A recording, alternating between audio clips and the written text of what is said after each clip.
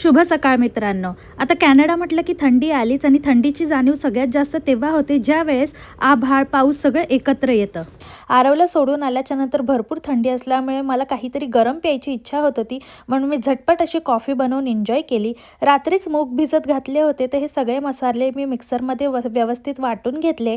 त्याची छान अशी पेस्ट करून घेतली आणि तेलामध्ये छान परतून झाल्याच्या नंतर त्याच्यात सगळे बेसिक मसाले घातले आणि व्यवस्थित मसाला भाजून घेतला.